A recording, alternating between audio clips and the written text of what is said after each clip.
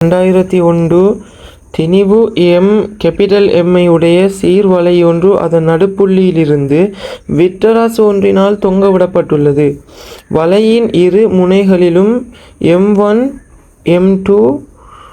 M2 ஆனது M1ஐ விட பெரிய என்னும் இரு திணிவுகள் வைக்கப்பட்டுள்ளன.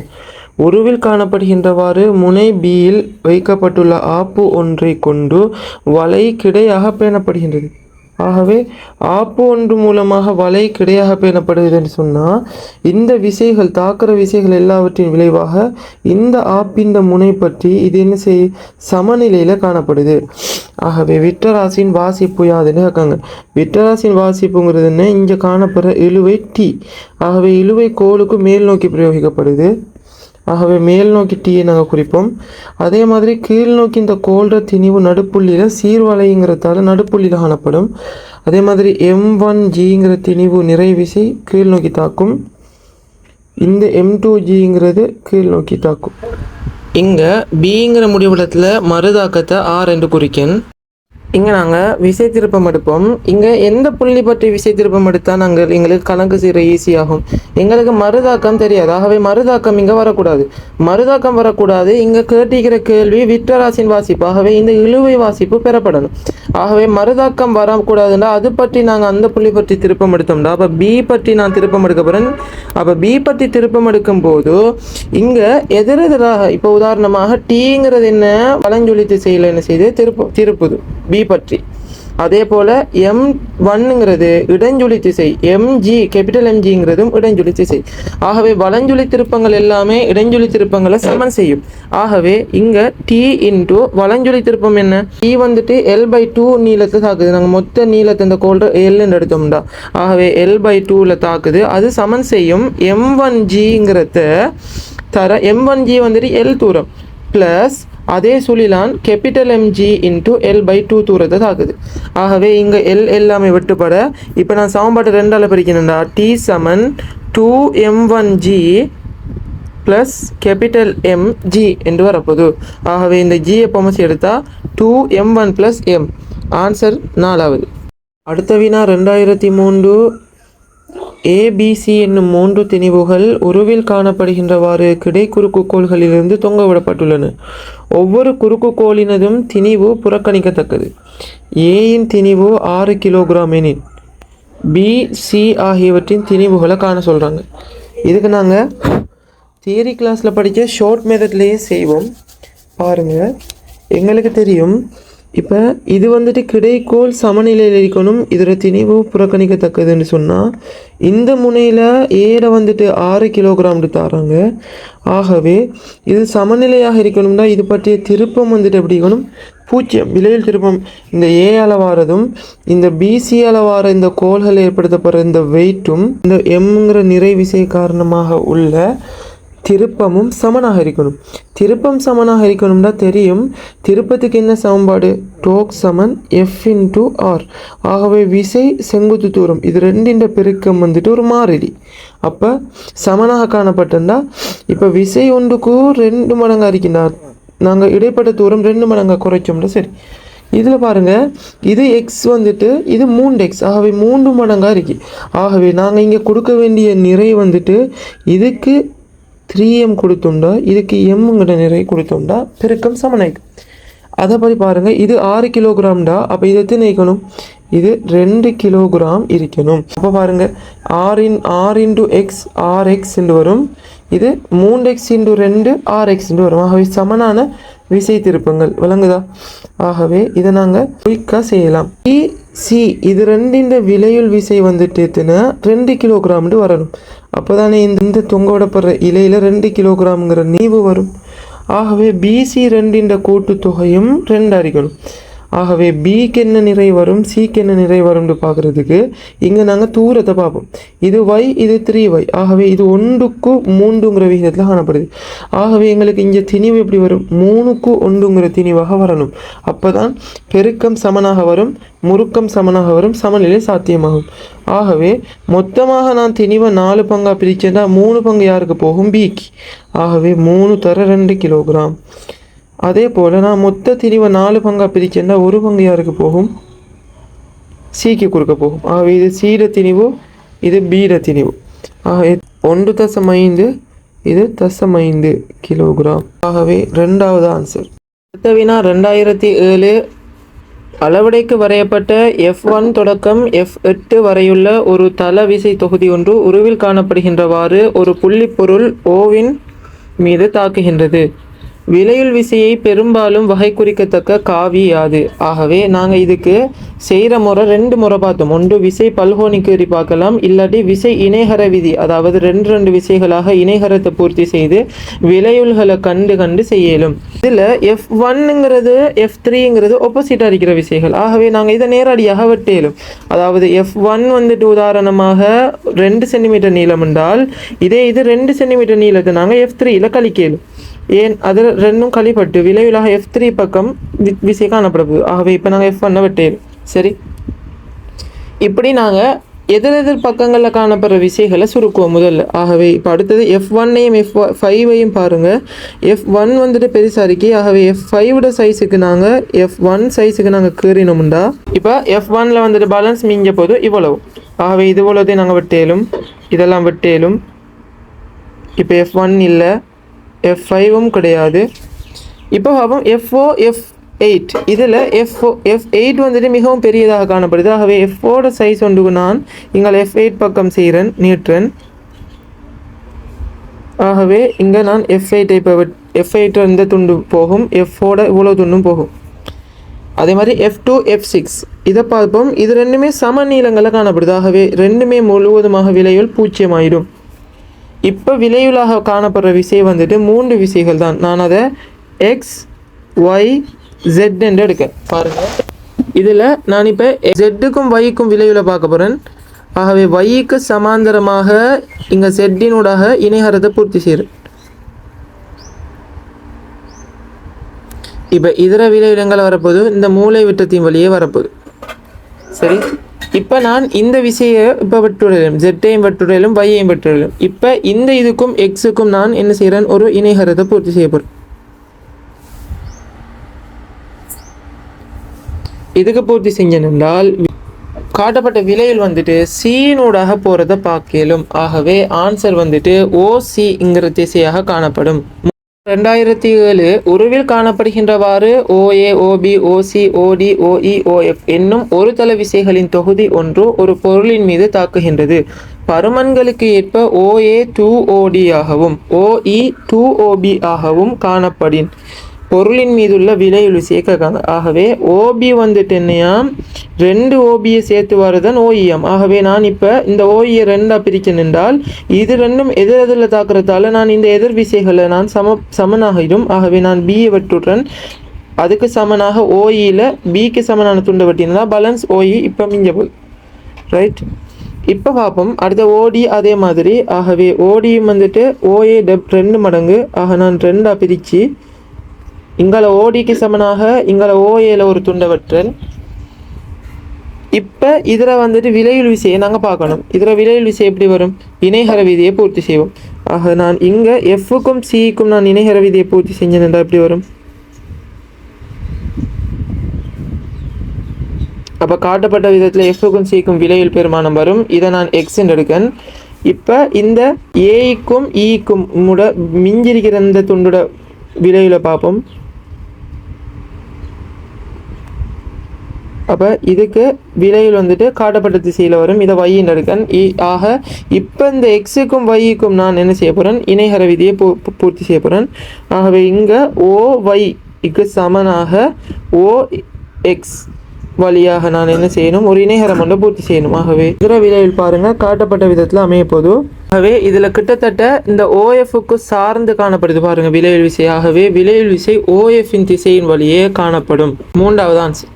2011-36 ஒரு மெல்லிய தட்டு அதன் மையம் ஓவினூடாக அதன் தளத்திற்கு செங்குத்தாக செல்கின்ற ஒரு அச்சை சுற்றி சுயாதீனமாக சுழலத்தக்கது. பருமனில் சமமான 5 ஒரு தள விசைகள் 1 தொடக்கம் 5 உருவில் காணப்படுகின்றவாறு தட்டு மீது தாக்குகின்றன. விசைகளினால் உண்டாக்கப்படும் முறுக்கங்கள் பற்றி செய்யப்பட்ட பின்வரும் கூற்றுக்களை கருதுக. A. விசை 2னால் உயர்ந்தபட்ச முறுக்கம் உண்டாக்கப்படுகின்றது. பார்ப்போம்.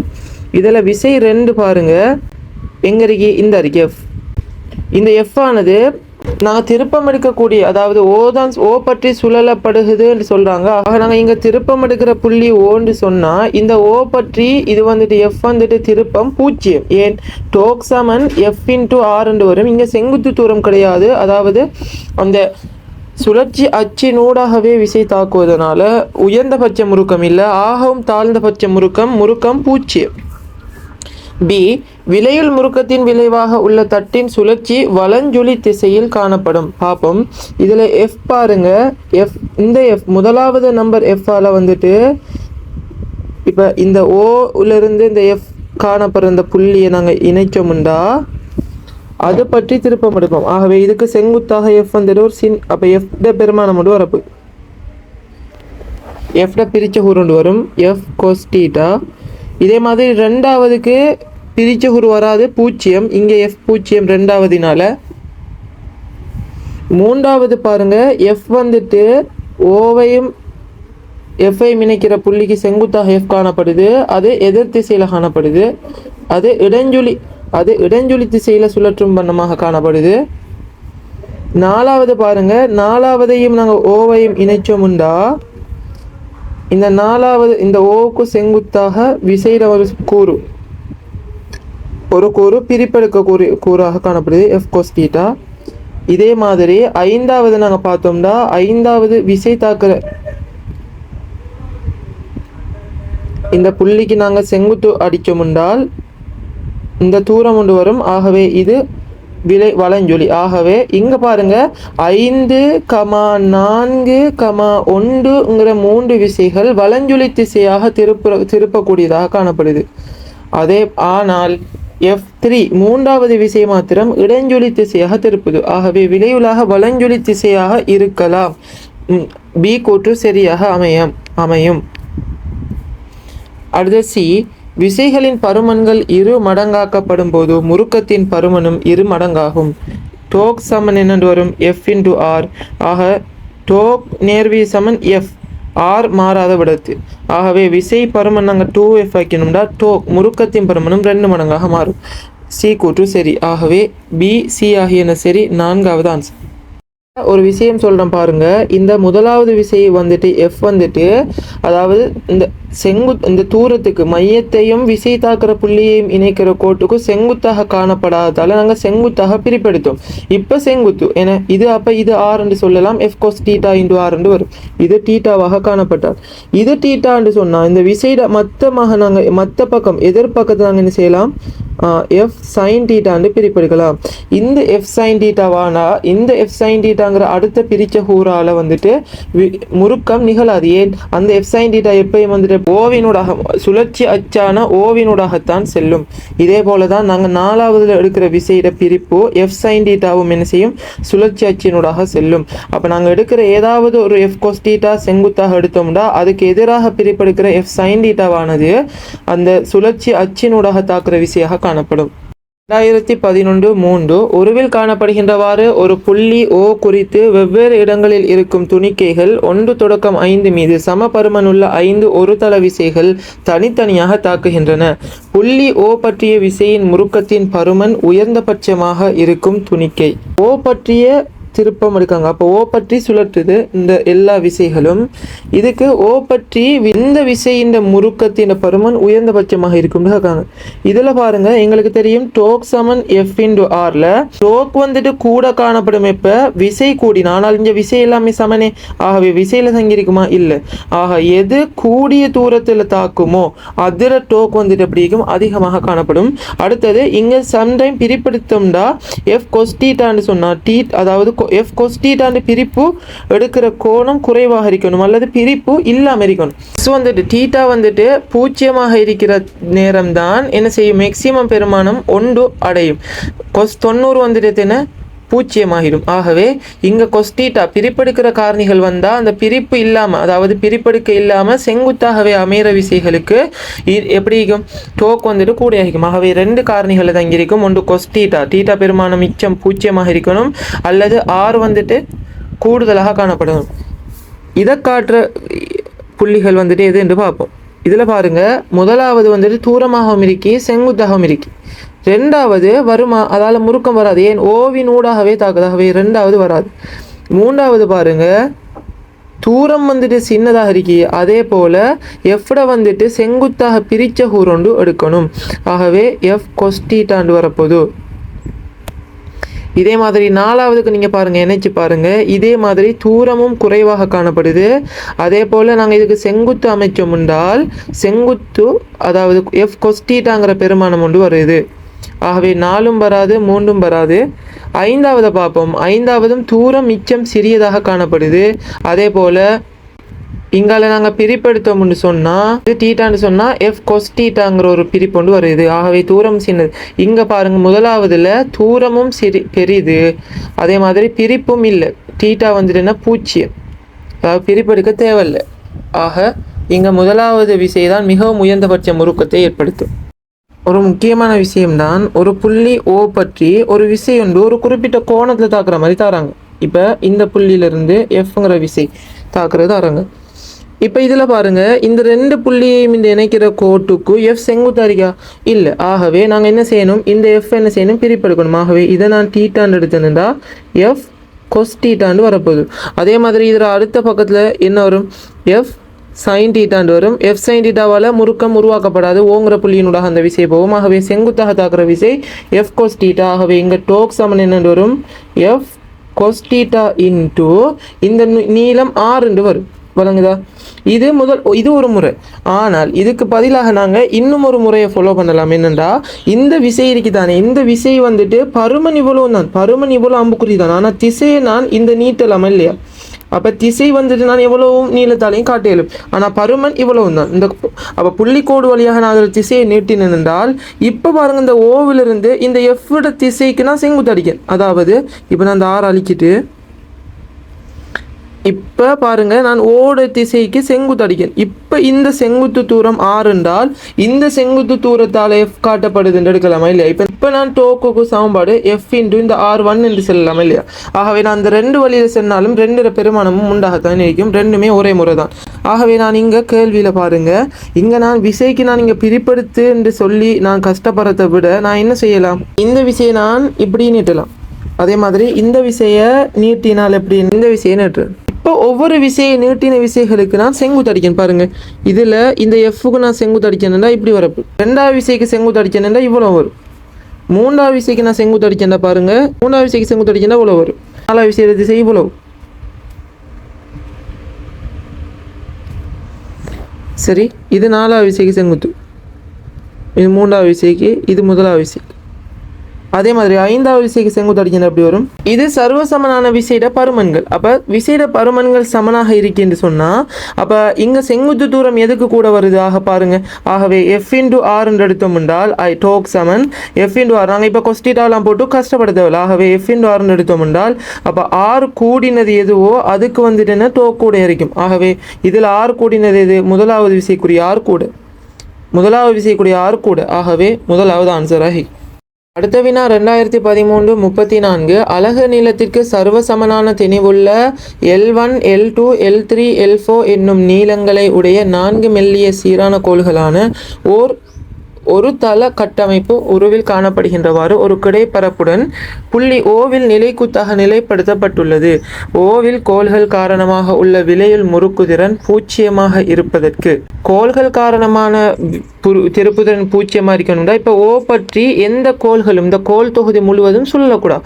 ஆகவே இந்த கோள்களில் வந்துட்டு எங்களுக்கு தெரியும் திணிவு தாக்கும், அந்த திணிவின் காரணமாக விசை தாக்கும். உதாரணமாக இந்த கோள்களின் நடுப்புள்ளியில் எம்ஜிங்கிற விசைகள் தாக்கும். இந்த எம்ஜிங்கிற விசைகள் காரணமாக விரைவிலாக ஓல காணப்படுற திருப்பம் பூச்சியமாக இருந்தால் இந்த சமநிலை சாத்தியம். ஆகவே அவருக்கு விலையுள் முறுக்குதிறன் பூச்சியமாக இருக்கிறதுக்கு என்ன சமன்பாடு பொருத்தம் என்று கேட்காங்க.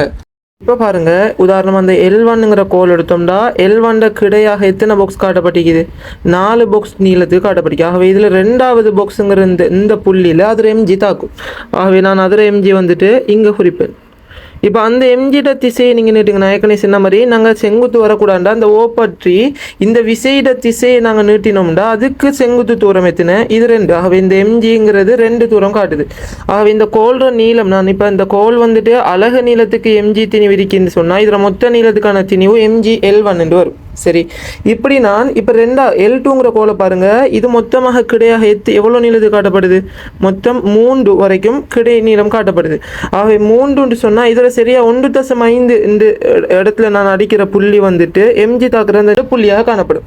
ஆகவே நடுப்புள்ளியில் இதில் எம்ஜி தாக்கும், கீழ் நோக்கி எம்ஜி, அதில் நீட்ட வார இது வந்துட்டு கோடு ஓவில் வந்துட்டு எத்தனை தூரத்தில் காணப்படும்?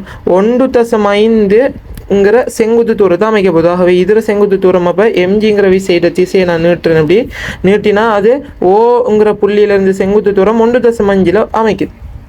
இதே மாதிரி L3 எடுப்போம் பாருங்கள். L3 வந்துட்டு மொத்தமாக 1 2 3 4 நீளத்துக்கு தரப்பட்டிருக்கு. ஆகவே 2ங்கிற இந்த நீளத்தில் அதில் எம்ஜி தாக்கும். இந்த எம்ஜிங்கிற விசையை நான் நீட்டினா இந்த ஓங்கிற புள்ளியிலிருந்து அதுக்கு செங்குத்து தூரம் வந்துட்டு 2 இதில் தாக்குது. அதே போல் L4 எடுப்போம். L4க்கு பாருங்கள் மொத்தமாக அது 5 நீளம் வரைக்கும் தரப்பட்டிக்குது.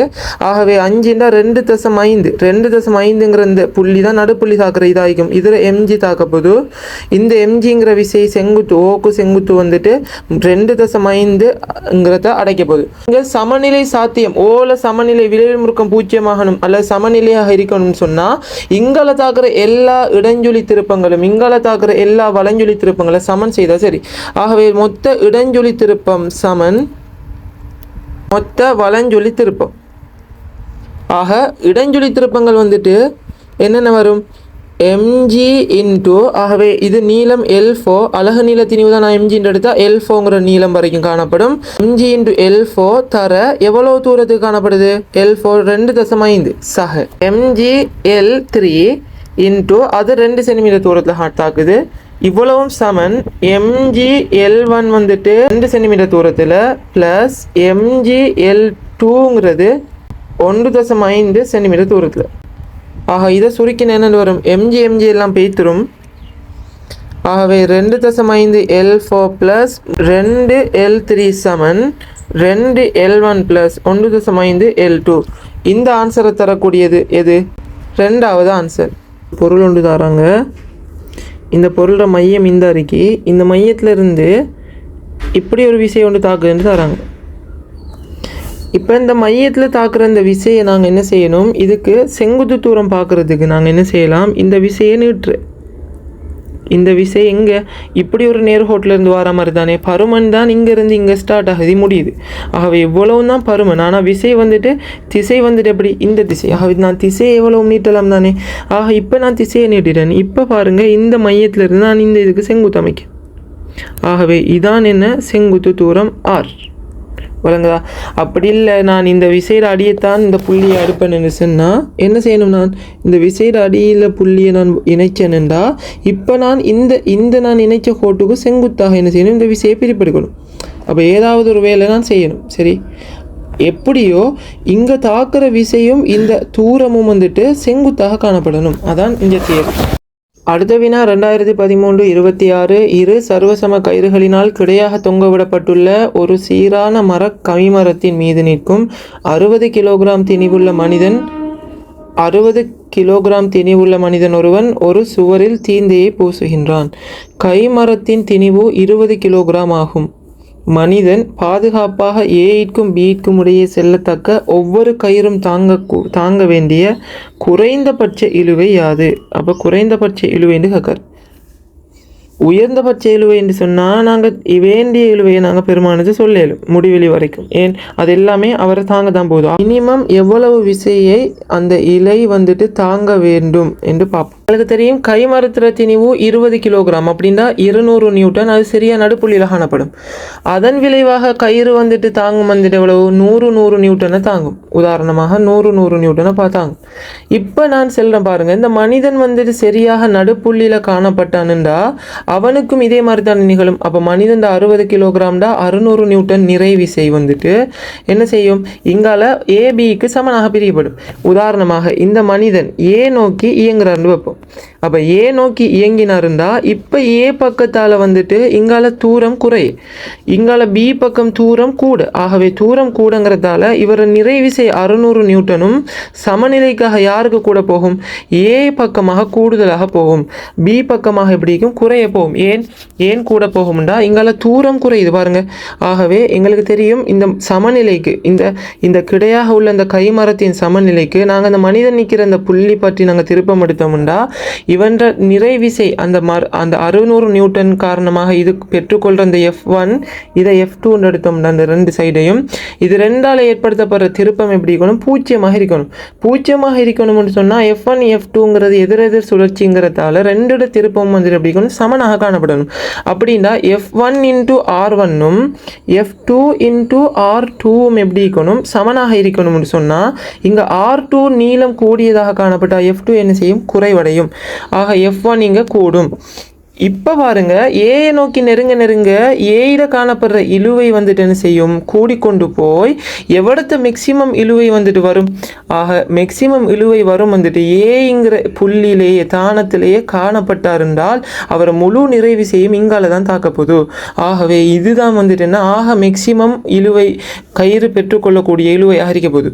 ஆகவே இந்த இழுவை மினிமமாக தாங்கினாலே போதும், வேற எந்த இழுவையும் வந்துட்டு கயிறு தாங்கும். ஆகவே மினிமம் இழுவை என்று சொல்றது மனிதன் போய் உருவாக்கக்கூடிய மேக்சிமம் நிறை விசை. மனிதன் ஏயை நோக்கி சென்று அதன் காரணமாக உருவாக்கக்கூடிய மேக்சிமம் இழுவை தான் அங்கே ஒவ்வொரு கயிறும் தாங்க வேண்டிய மினிமம் இழுவையாக மாறும். அப்போ தான் அந்த கயிறுக்கு நாங்கள் மினிமம் இழுவை என்று அதை எடுத்து அதுக்கு மேலறி இழுவை தாங்கக்கூடிய கயிறுகளை நாங்கள் பாவிப்போம்.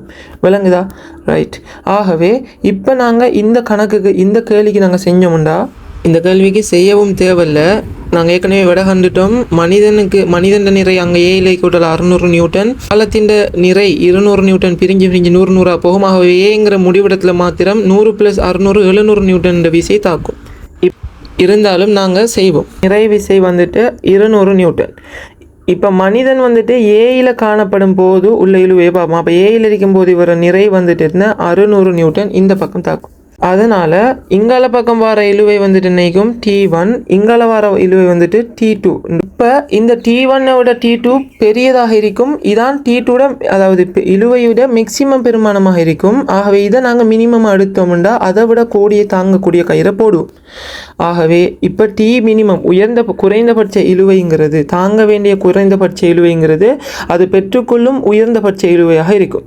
ரைட். அப்போ உயர்ந்தபட்ச இழுவை T மேக்சிமத்துக்கு நாங்கள் இப்போ T1 எங்களுக்கு வரக்கூடாது, இது தெரியாது. ஆகவே நான் T1 வரக்கூடாதுன்னு சொன்னால் நான் இப்போ T2 தான் எனக்கு வேணும். ஆகவே T1 வரக்கூடாதுன்னு சொன்னால் T1ங்கிற புள்ளி B புள்ளி பற்றி நான் திருப்பம் எடுக்கணும்.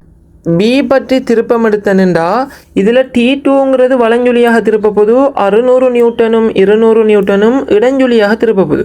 இந்த வலஞ்சுழி இடஞ்சுழி ரெண்டு திருப்பங்களும் வந்துட்டு சமனாகி நிச்சின்றால் என்ன செய்யும், சமநிலை சாத்தியம். ஆகவே இங்கே நான் T2ங்கிறது வலஞ்சுழி திசையில் திருப்பம் T2 × L, தாக்க நீளம் மொத்தம் L.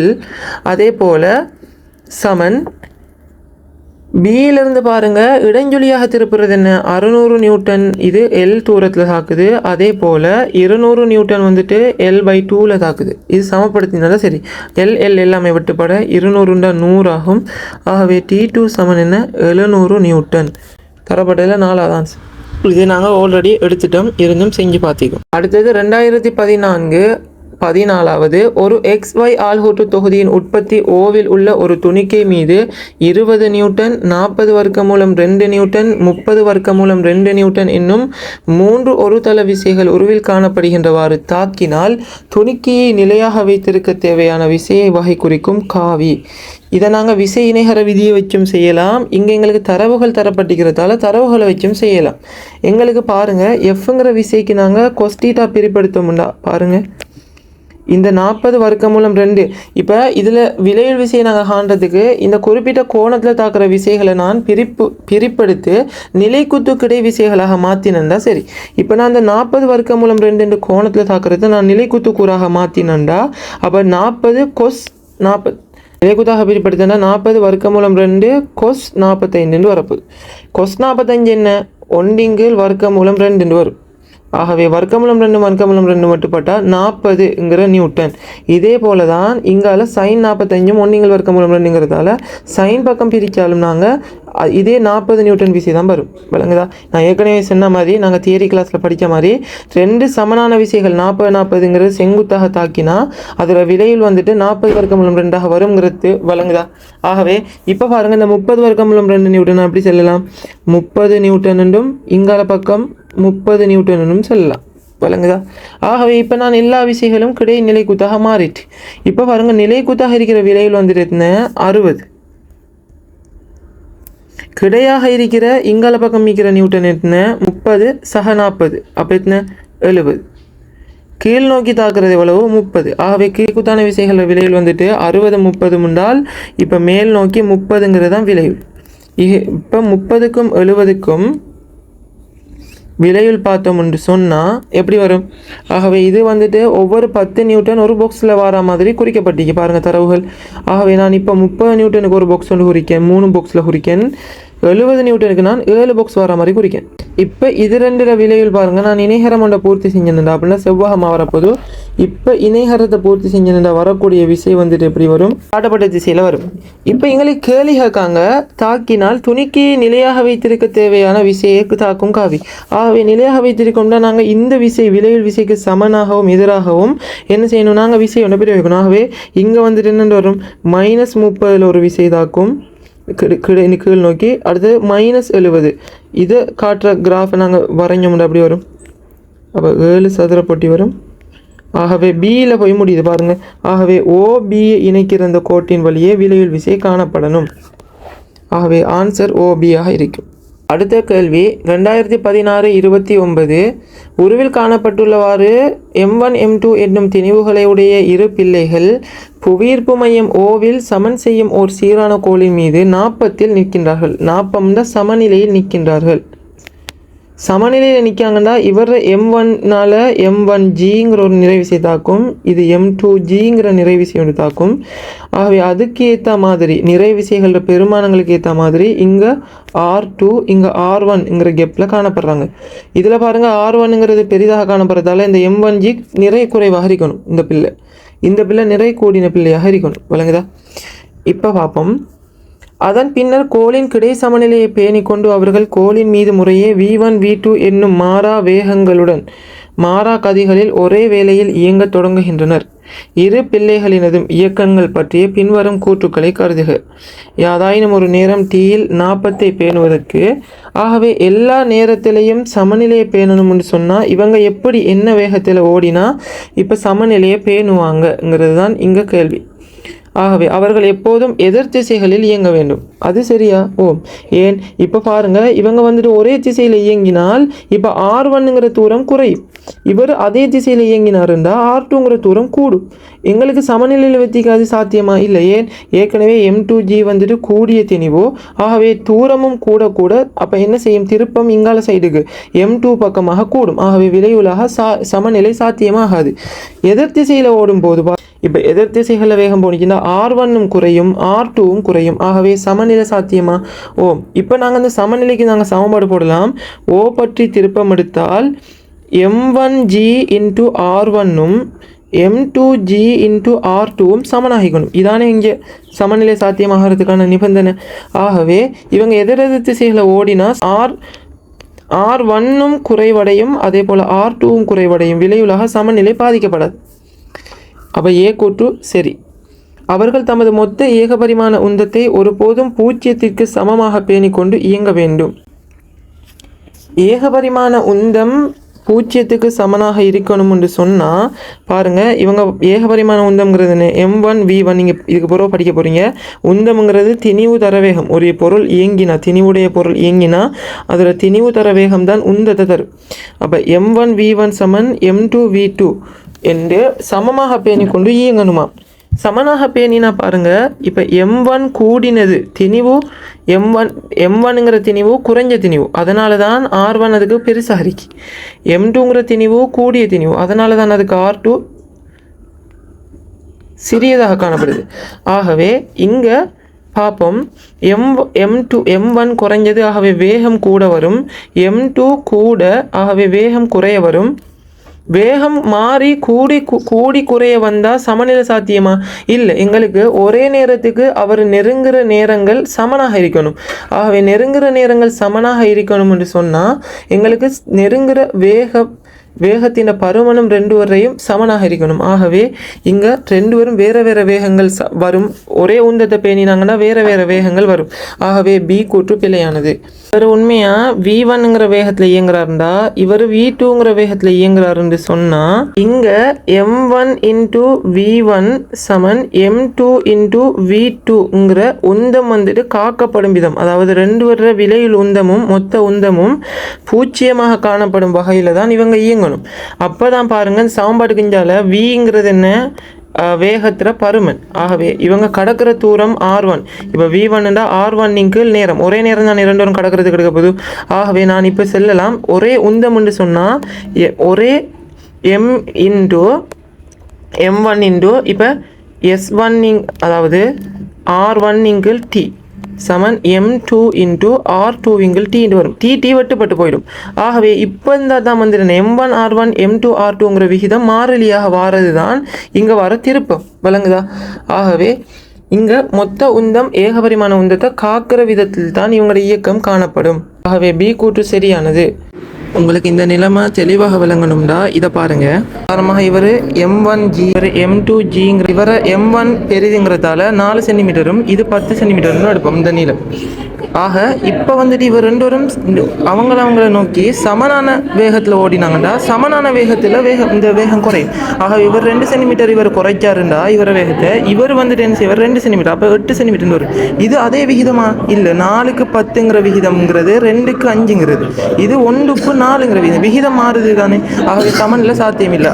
4ங்கிறது 2 மடங்கு குறையுதுன்னு சொன்னால், அதாவது அரை மடங்கு குறையுதுன்றா அரை மடங்காகுதுன்னு சொன்னால் இதுவும் என்ன செய்யணும்? அரை மடங்காகணும். ஆகவே 10 வந்துட்டு என்ன செய்யணும்? 8 ஆகக்கூடாது, 10 5 சென்டிமீட்டர் ஆகணும்.